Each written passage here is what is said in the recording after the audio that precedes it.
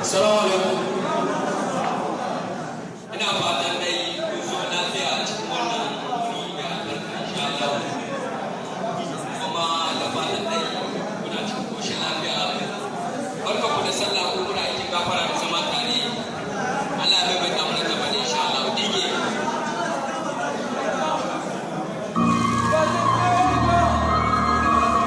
Shabab Star.